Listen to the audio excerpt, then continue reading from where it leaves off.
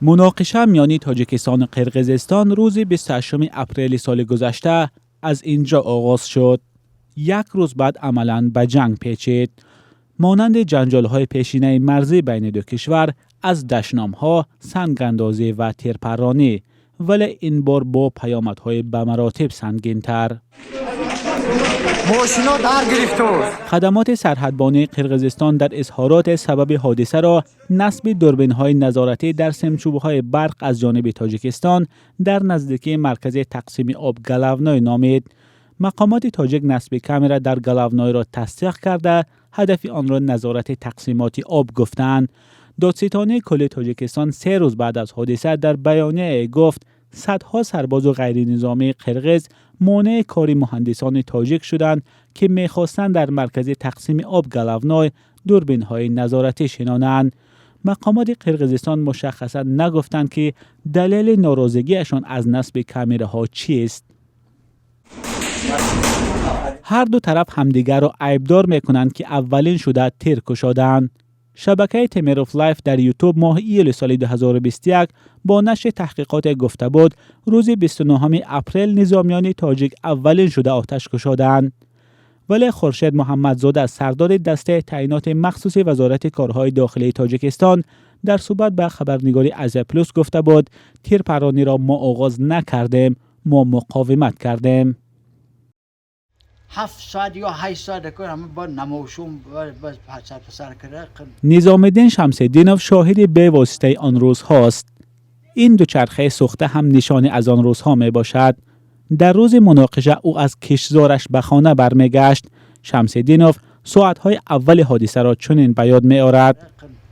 همین 1:05 بود سرشویش من یک انق میدونم که همین 1:05 بود ساعت که یکم تیر تفنگ کو سرشویش و تو همه هفت نکه تو 5 بین آدم اشدی دو طرف اشدی زد دو طرف که هر دو طرف برابر وای که بعد 5 سال که کن که باوش کم شد. نزاع خونین نزدیک 9 ساعت و با ورود نیروهای تاجیکستان به چندین منطقه‌های بحثی مرز و همچنین داخل قلمرو قرقیزستان ادامه کرد و با میانه‌روی ازبکستان پایان یافت. هیئت‌های تاجیکستان و قرقیزستان تا صبح 3 اپریل با هم گفتگو کرده به بعضی سازش‌ها دست یافتند، از جمله برآوردن نیروهای اضافی از مرز و سرعت بخشیدن علامتگذاری مرز.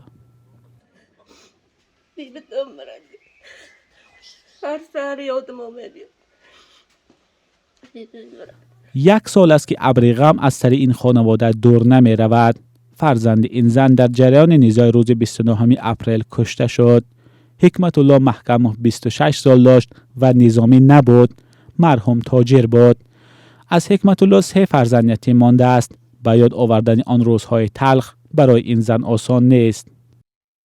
خونندش بده نه بای من سارو میرم تا مرکم خبرگیری گفته برام رفتم سونی به هوای شریکو هم درکو فهمیدن محمد عامل زدن سحر ساعت 8 سحر اومد که پاسپورتتون ته پاسپورتشون به زالوجنیک بگیتی پاسپورتش کوفته یافته مردیه کاش اومد مروپیا کاش میرو ابل موبوم دیدی که مون نیتی دو درکو ما خاطر رفت 6 دقیقه بای کردم اکتم توش کاش بیو اکتم اس بزدت دست کاش تی خود است.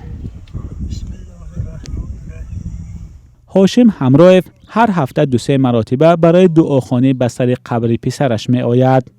ابراهیم هاشم زاده پسر یگانه این مرد هم روز 29 اپریل سال گذشته کشته شد. بعد مرگ پسر خانه خالی شده است. پدرجان من خدا اگه شما این طور رفته کار کرده و نیت خونه خودش پیش من میبرم پدر مادرم گفتم ما همراه بسیار گوتل میکنم نیت اردوش به نه اردوی بسیار بود چی کنم رئیس ولایت هم گفته که تمام جمهوریت با این حال لاغش میمونیم همه جا به کوچه ها با نامگذاری میکنم تو من مراجعت کردم 3 بار 2 بار مراجعت کنم رئیس شهر جواب میاد باید دپوتاتو بکنم دپوتاتو حل نکردیم. مقامات قرقیزستان اعلان داشتند که 36 شهروند آنها کشته و صدها نفر زخمی شدند. طرف تاجیکستان تا روز 6 می درباره تلفاتش چیزی نگفت. جستجوهای کارمندان رادیوی آزادی آن روزها آشکار کرد که در مناقشه 20 شهروند تاجیکستان کشته شدند. دیرتر حکومت هلاکت 19 نفر را تصدیق نمود. این خانواده 1 سال است که منزل سوخته اشان را برقرار می‌کنند. 7 در خانه و انشاءات‌های یاری رسان در روزهای مناقشه به کام آتش رفت. عبادت سلیمووا ادعا دارد که منزل او را قرغزتباران آتش زدند. در وقت حادثه کسی در خانه نبوده است. جانب قرغزستان هم دعوا دارد که تاجیکان محلی چند منزل قرغزها را سوزاندند. دوشنبه و بشکک به توافق رسیده بودند که منزل‌های خراب شده ساکنان را هر طرف از حساب خود بنیاد می‌کند، اما عبادت سلیمووا شکایت دارد که مقامات تاجیکستان به وعده خود وفا نکردند.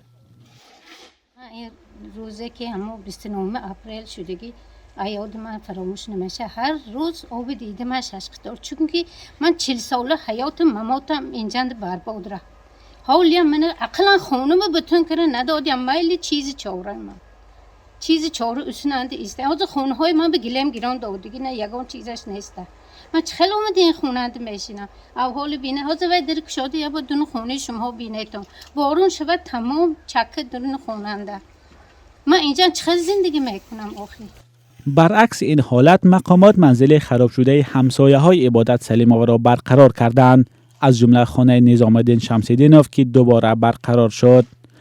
طبق اطلاع رسمی در این جنگ 164 منزل و 84 انشاءات اجتماعی از هر دو طرف قسماً و یا پره به کام آتش رفت. جانهای باخته و منزلهای خراب شده تنها پیامدهای جنجال سال گذشته نیست. ساکنان نزد مرزی گفتند نیزای آخر ماه اپریل رابطه همسایه‌داری دو خلق را خلل‌دار کرد. در یک طرف این کوچه تاجیکان و در طرف دیگر قرغزها زندگی میکنند، اما آنها دیگر برای یکدیگر گویا بیگانه اند. پیش همین خردش از چهارشنبه بازار ورو، پنجشنبه بازار چرکو، یکشنبه سه‌شنبه بازار سرخ بود. اسواره رفته پرزنت میکشم. اون نمیره دوزر. من اون کوچه اون طرف قرغز. سلام علیک بود. این همسایه یک تویش به خبر میکرد. ورو خطی پیش رفته اومدش بود. حاضر چی؟ اون نیست. همسایه وقتی پیش نبوده مکه. اگه حاضرم همه همسایه جنگل نیست که حاضر. یا خیرش بیاد سلام می‌کرد. سلام کارشون قرض و کلمه جونه. اگه همش ماکیده شناس بود. اگه حاضر اگه شراسکی کوچیده از دروازه هم موشی قرغز باشه دروازه میپوشیگی شدم. اونم گامده که با قرغز سلام داده با ایتین چی بدم نمیره.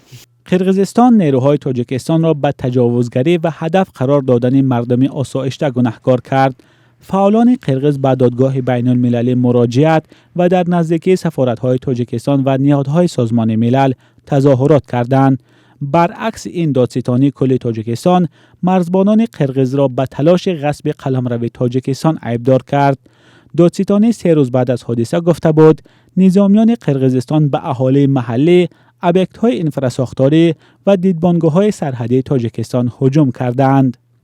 از 21 می سال 2021 گرفته قرغزستان راه را برای شهروندان و نقلیات تاجیکستان بست. عقیده جای دارد که قرغزستان در این درگیری خود را شکست خورده حس می‌کند. برخی از تحلیلگران می‌گویند مناقشه ها در مرز سال‌ها ادامه داشتند و همیشه شهروندان و مرزبانان تاجیکستان در آنها قربان می‌شدند. شاید این سبب شد که طرف تاجیکستان خواست نیروی خود را نشان دهد.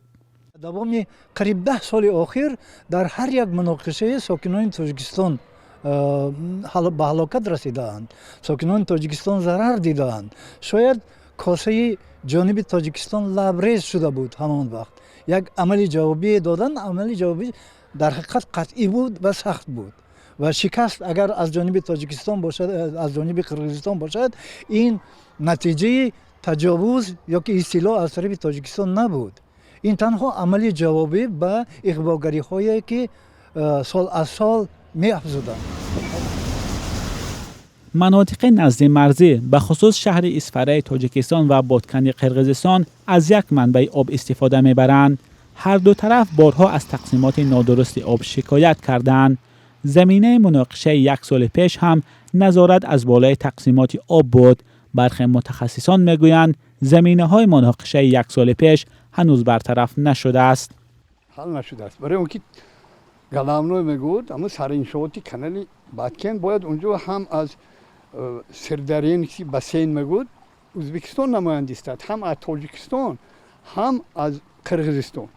باید بین کارکنان ساحه آب این چیز حد و فصل شود، نه اینکه بین و سرحدبان و یراق. امروز هم همون یراق که و همونجا نشسته است، کسی نزدیک بره نبیو میپرونه میپرتو چقدر خواهد میبندد با کمانش اسفراد است. مرز تاجیکستان و قرغیزستان در سالهای اخیر شاهد ده‌ها مناقشه ها شده است. اکثر این جنجال ها بر سر آب و زمین و چراگاه سر میزند. سازش های چندین کرته مقامات تاجیک و قرغیز پیش راه مناقشه ها را گرفته نتوانست. این آموزگار تجربه دار در چارکو از فعالان و بزرگسالان دو طرف دعوت دارد که برای کاهش تنش قدم پیش گذارند.